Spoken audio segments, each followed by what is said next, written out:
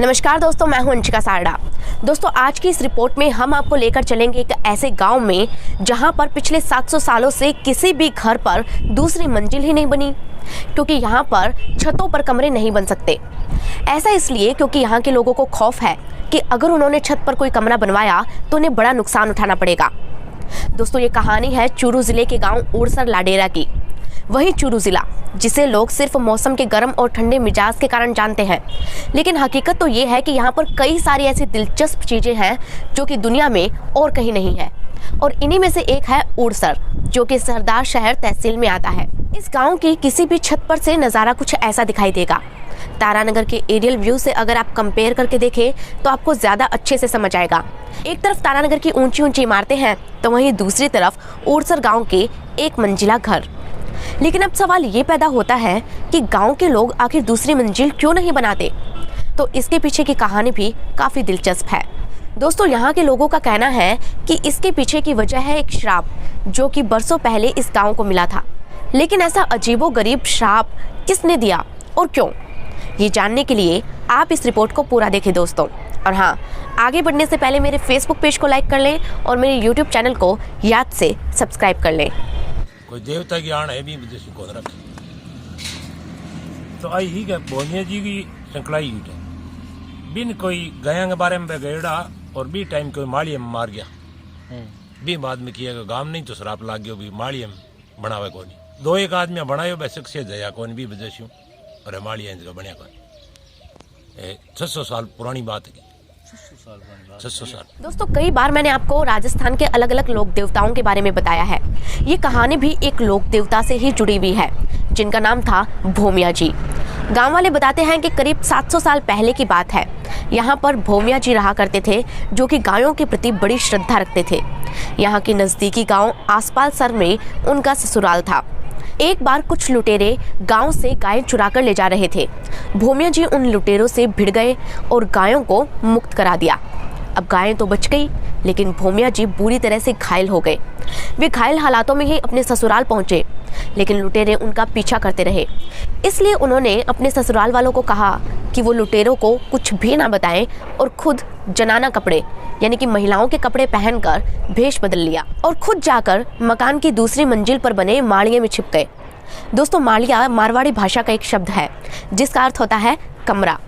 अब लुटेरे भोमिया जी को ढूंढते ढूंढते उनके ससुराल जा पहुंचे और उनके रिश्तेदारों को पीटने लगे, जिससे उनके ससुराल वाले डर गए और भोमिया जी का पता बता दिया। फिर क्या था, लुटेरे भोमिया जी के माड़िये में घुस गए और उनका सर धड़ से अलग कर दिया। कहते हैं कि भोमिया जी अपने सर को हाथ में लिए हुए ही लड़ते रहे और लड़ते लड़ते अपने गांव की सीमा के पास आ गए। दोस्तों, आखिर में भोमिया जी का धड़ उड़सर गांव में गिरा, जहां आज भी उनका मंदिर बना है। लोग बताते हैं कि जब ये बात भोमिया जी की पत्नी को पता चली तो वो अपने पति के पास पहुंची और अपने पति का सर लेकर उन्होंने ये ऐलान किया कि वो सती होंगी। पति की चिता के साथ सती होने से पहले उन्होंने गांव वालों को श्राप दिया और कहा कि अगर उनका मंदिर बनवाकर ऊपर माड़िया बनवाया जाएगा तो ही इस गांव के लोग छत पर माड़िया बनवा सकेंगे। अगर ऐसा नहीं होता तो जो भी घर के छत पर माड़िया बनवाएगा उसका सर्वनाश हो जाएगा। लेकिन भोमिया जी की पत्नी का मंदिर इस गाँव में नहीं बन सका और इसीलिए इस गाँव के घरों पर दूसरी मंजिल का निर्माण बिल्कुल बंद हो गया।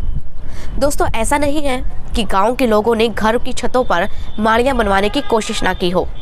एक बार गांव के सरपंच के मन में ये ख्याल भी आया था कि भोमिया जी की पत्नी का मंदिर बनवाकर ऊपर माड़ियाँ बनवाया जाए और उसके बाद गांव के लोग भी अपने घरों की छतों पर कमरे बनवाना शुरू कर दे।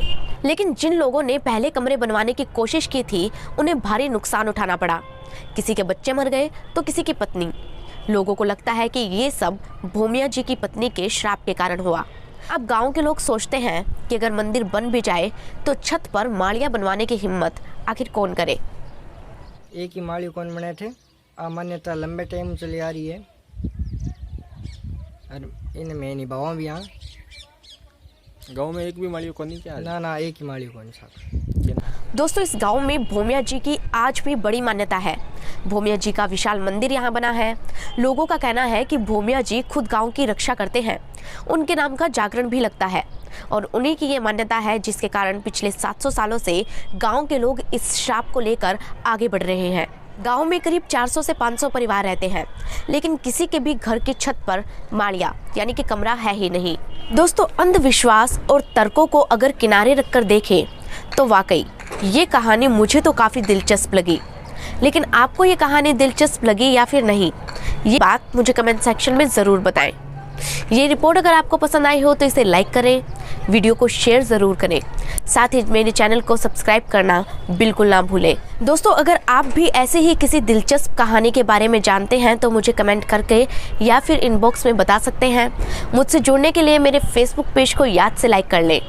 दोस्तों, राजस्थान की ये छोटी छोटी जगहें जो कि देश और दुनिया के लिए अब तक अनजान रही है, उनके बारे में सभी लोग जान सके, इसीलिए ऐसी रिपोर्ट्स को आप जब भी जहां भी देखें शेयर ज़रूर करें।